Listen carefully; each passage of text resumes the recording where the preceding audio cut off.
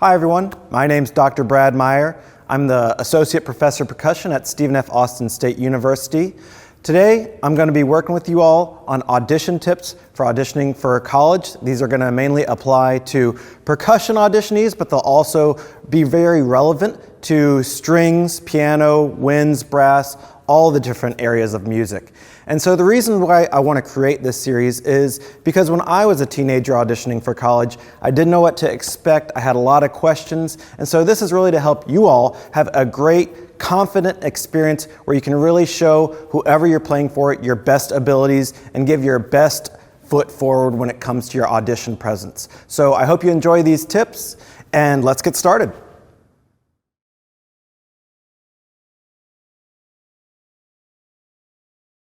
My first tip is for just general auditioning is to make yourself look as great as possible. So this really applies to choosing repertoire.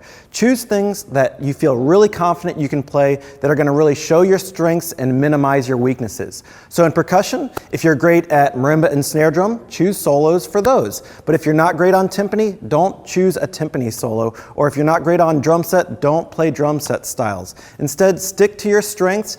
Give us professors your highest quality musical experience that you can, and then make sure that you choose repertoire that's also diverse. Things that show different styles or maybe different genres, like a lyrical or a technical solo on marimba or a lyrical or technical solo on snare drum. I know that might sound counterintuitive to the non-percussionist, but things that really make you sound really strong and really show your best musical talents and avoids things that you're not as confident on. Also, make sure that you set enough time in advance to prepare those solos. So don't choose solos a month out from your audition. Try to choose solos that you've been working on for 3, 4, or 5 months. That way you feel very confident and you can really show us everything that you got.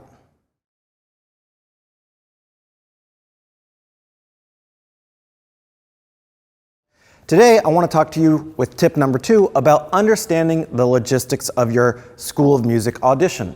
Now, something that can really help you out is just knowing what you're going to be doing that day. So figuring out your travel plans, figuring out where you're going to park, knowing where the School of Music is, where the room you're going to audition is, all those things can be really helpful in making your day a nice, relaxed, pleasant as possible experience. And so know where you're going, know how long it's going to take to get there. Also, if you're in percussion, you can feel free to ask the professor what type of instruments you're going to be playing on, since you're probably not going to be bringing your own instruments. Now, if you do bring your own instrument, like a snare drum, fantastic. That's going to make you feel more comfortable and confident on that instrument. But for pieces that are on marimba, you're probably not going to be bringing your own instrument. And so you're welcome to ask things like, is it going to be a 5-octave, 4 1/2, 4 1/3? Is it a Yamaha? Is it a Demaro? So on and so on. So feel free to reach out to the professors and ask those questions that are going to make you feel comfortable and confident when it comes time for your audition. Because the thing that we want as professors is for you to give us your best high quality presentation of your materials and of yourself as possible.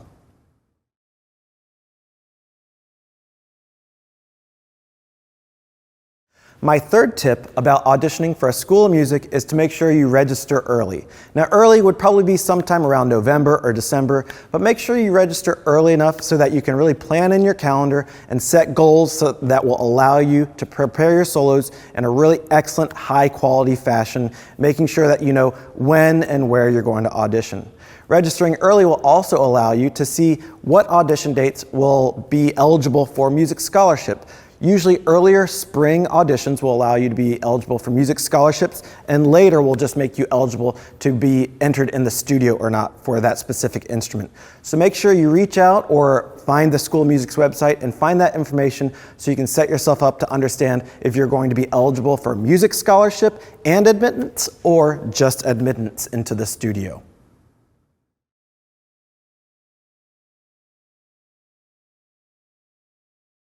My fourth tip is about knowing what your audition repertoire is. So a lot of different schools of music will have different requirements for the different audition repertoire they want. Some will be very general and vague, saying just play whatever makes you look good. Some will be very specific, as in they want you to play a specific solo, a specific etude. Some might even want specific scales. So make sure before you start gathering all your materials in the fall that you make sure you understand what solos you're going to have to play, and then you can figure out what you have to play and then what you also want to play to make your audition experience experience as great as possible. So make sure you reach out, look at the websites and understand that before you start digging into music and then making sure that you don't find out that you're worked up a piece that doesn't need to be worked up.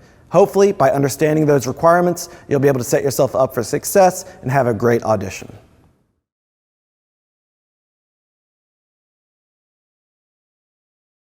My fifth tip about auditioning for schools of music is kind of a general one. This one is about having great grades in high school. Now, great grades are something that obviously you have to work on all 4 years of high school. But what they really allow for is, first of all, a great first impression to the School of Music faculty member that you're auditioning for. Great grades usually mean that that student works hard in school regardless of the subject, regardless of the class. And we really want to see that because that really will be a great indicator if they're going to be successful in college. The other things that great grades do is it really sets you up to get academic scholarships. Now, a sad fact of most universities is that their music scholarships are not going to be nearly as robust as their academic scholarships. So if you get a music scholarship, fantastic. But if you can really set yourself up to get an academic scholarship, you're going to set yourself up to get a lot more financial assistance. And that's going to really help you in your time in college. So make sure you keep those grades high and do great all throughout high school. That way college is hopefully as least expensive for you and your family as possible.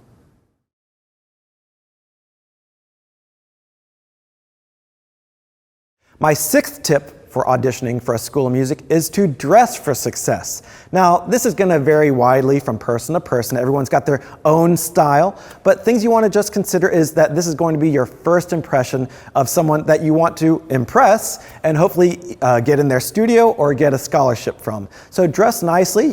Think about maybe doing like a button-up shirt or a nice polo, have some nice pants or slacks, some really nice shoes, and just make yourself look good on that first impression. You don't need to wear a tuxedo or a ball gown, and also make sure that whatever you're going to wear, that you've practiced in that. Because a lot of times I see students and they'll wear something like a tie, and that's going to get in the way of their marimba playing, or they'll wear high heels, and that gets them very off balance when they're trying to move around the instrument. So make sure that you've practiced in the ensemble that you're going to wear, and that you give a great first impression to that faculty member so that you can hopefully get admitted into their studio and hopefully also get a music scholarship.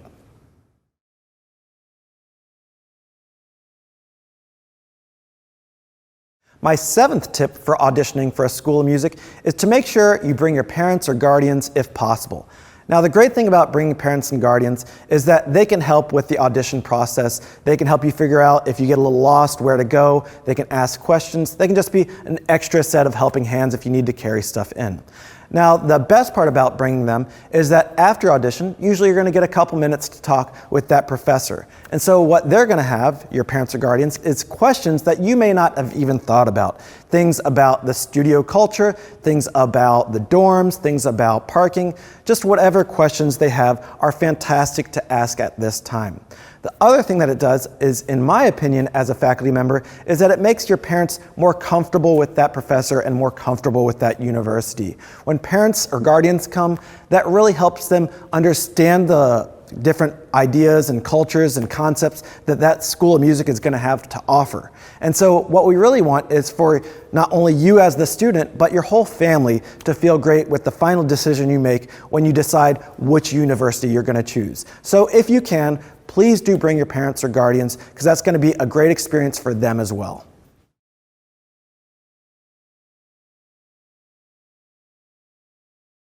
My eighth tip for auditioning for a school of music is to get a tour. Now, there are several different types of tours. There's the general university tour, which is going to have you go around the campus, visit things like the dorms, the rec center, the student center, all those different things. But what I would recommend is make sure that you get a tour of the School of Music. This is where you're going to be spending most of your time during your college experience as a music major. And it's important for you to know what the facilities are like, how many practice rooms there are. As a percussionist, it's important to know how many instruments and what type there are so that you'll be able to best practice when you get to that school.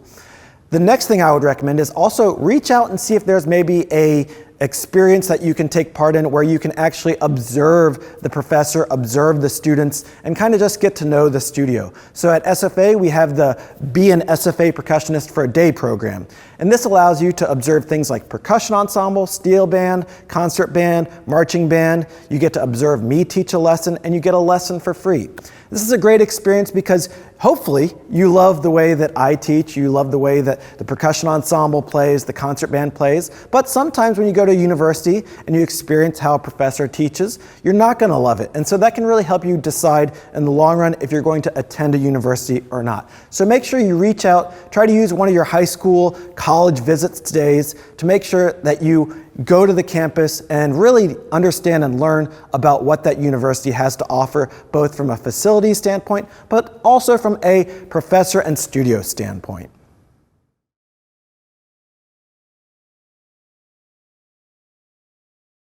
My 9th tip for auditioning for a school of music is to work on sight reading. Now, this is a huge area where many high schoolers struggle, and it's understandable because in high school, most people don't focus on sight reading. So this can be a great place for you to really separate yourself from other auditionees. So how to practice sight reading is to simply find whatever you can and sight read it. It's really just a one-to-one skill. The more sight reading you do, almost directly, you're going to be better at sight reading. And so almost every school of music is going to have you sight read on a mallet instrument or a snare instrument, or both. And so make sure that you're practicing both of those areas, because that can really make or break whether you set yourself above or below other auditionees for things like acceptance into the studio or music scholarship. So put yourself in the best light and make sure that you practice your sight reading every day so that you can really show that professor the best that you have.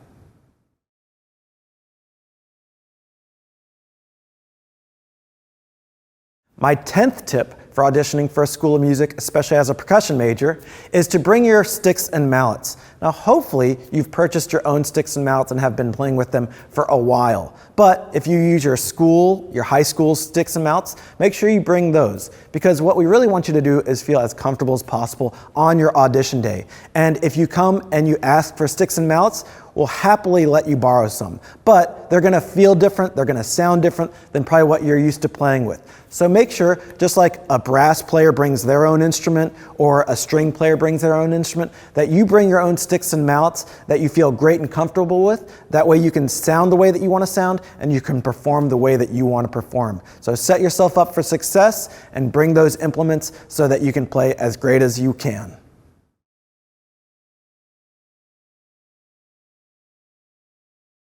This is my tip number 11 for auditioning for a school of music. And this one is to show up early. So we talked a little while ago about understanding the logistics of getting to the school, about parking and things like that. But the best thing you can do for yourself is show up very early for your audition. So very early, in my mind, would be something like an hour early. And what that's going to allow you to do is, if there is a logistical hiccup, like you parked in the wrong space, or you're having trouble getting around the university, or maybe there's some special event going on that just kind of creates a little bit of a traffic issue, or something going on at the university that creates a little bit of a crowd, that you're still going to be relaxed, you've got plenty of time, you can show up, be warmed up, and get to that school of music's audition site nice and relaxed and just be kind of ready to go. And so something that if you're maybe 5, 6, 7, or 8 hours more away from the university is you might consider actually staying the night in that town or city before your audition. That way you're not driving and potentially have some kind of traffic issue that causes you to be on time and rushed or even late, because that's going to give not the best first impression, even though we obviously understand traffic issues as faculty members. But just for your sake, make sure that you get there early so that you can kind of have some time to warm up, to relax, and not feel rushed, and really have a great audition experience.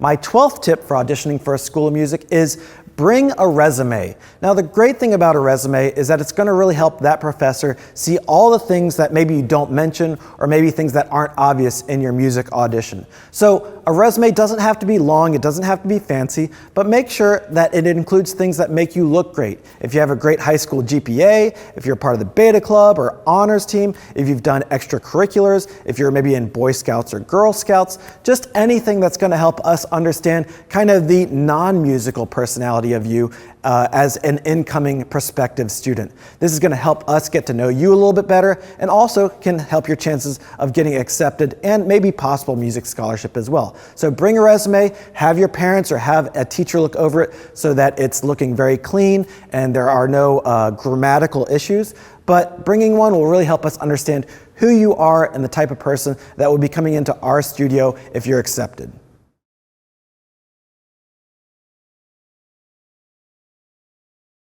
My 13th tip for you when you audition for a school of music is to make sure you bring originals of your music if possible. Now this does a couple things that will benefit you.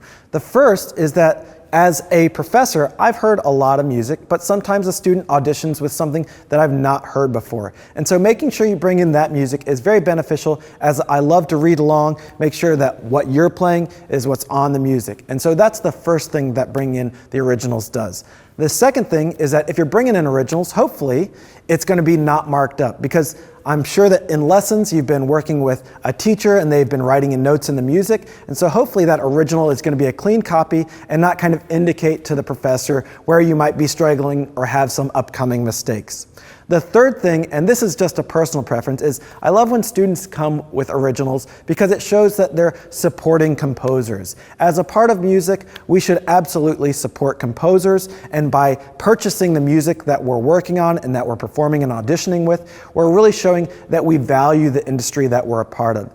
However, if you can't afford originals, or if you can't get them for one reason or another and you just have copies, that's okay. As long as you bring in the music, we're going to be very happy with having that music in front of us so that we can read along while you perform. So if you can bring in originals, great. If you can borrow some from your high school's library, that's okay too. Or if you have to have photocopies, as long as you bring in the music, it's going to be very beneficial for you in your audition.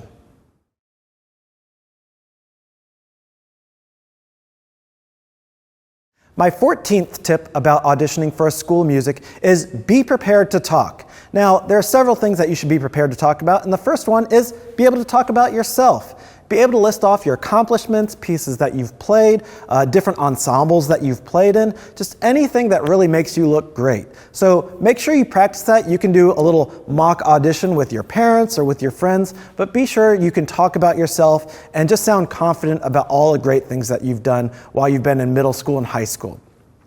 The second thing you should do is be sure that you know about the university, that you know about the professor. A lot of professors will ask, why do you want to come to their university? And so great things you can mention are the university and the professor and that studio's accomplishments. If they've gone to a festival, or if that professor has played at conferences or presented, that's just really great, because that shows you know about the program, you know about the professor, and that really shows that you're interested in coming into that university's program. So make sure that you do know about the studio, the professor, and the school, and that way that professor knows that you're really passionate and that you're wanting to get into that program.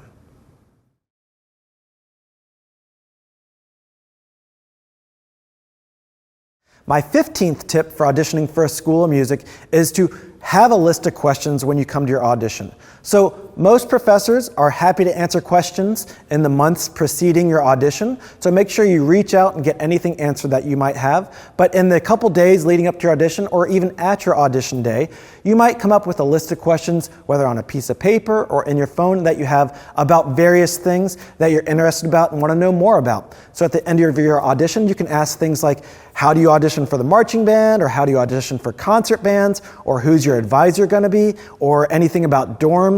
Those are great questions to ask the day of your audition. And so make sure that you come with a list of questions, and that if your parents or guardians is with you, they also have their list of questions ready as well. Because at the end of the day, we as professors want you to leave knowing all the information that you want to know about and feeling very comfortable just having a great experience and not really having any questions left to answer except what university you're going to choose at the end of the day.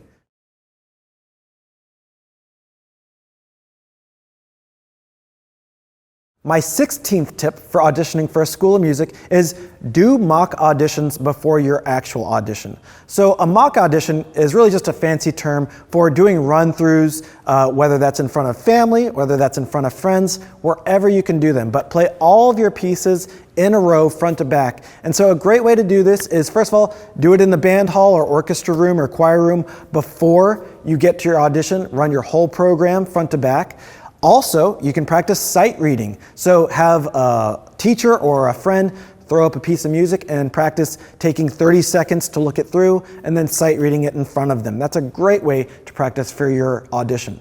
Another way or two to practice for your audition is to do performances, whether that's at your concert band's concert. Maybe your teacher will let you play your marimba solo or snare drum solo at your end of semester concert, or maybe even play online.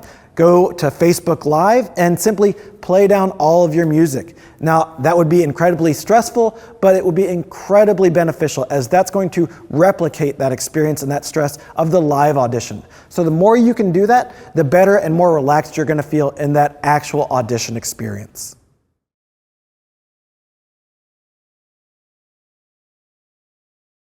My 17th tip for auditioning for a school of music is to make sure you communicate after your audition. So the day after, if you want to send a quick follow-up saying, thank you for hearing me, that's fantastic. But what I'm really talking about is when you've made your college choice. So a lot of students hopefully are going to choose SFA as their college and say, I accept and I'm coming to SFA. But if someone chooses to not go to a college, that's just as important for that professor to know. Because sometimes that professor is going to have a limited amount of student numbers that they can accept in their studio, and if you've been accepted but are going to decline, they can then accept another student. Or if you've been accepted and gotten a music scholarship, that acceptance spot and scholarship can be pushed forward to another student that would be benefited from that as well. So make sure that you don't ghost a professor after the audition. We're very understanding. We know that sometimes people come to their university and sometimes people don't. That's totally fine. But we need to make sure that we're managing our studio numbers and our studio scholarship amounts, and that everyone is getting as many students and as many scholarship dollars as possible. And so you can help by letting them know as soon as you know whether you're going to accept or not. So feel free to communicate afterwards. Nobody's feelings get hurt if you don't accept, but please make sure you do let people know, because the worst thing that you can do is take somebody else's spot when that professor has assumed that you're coming. So be communicative.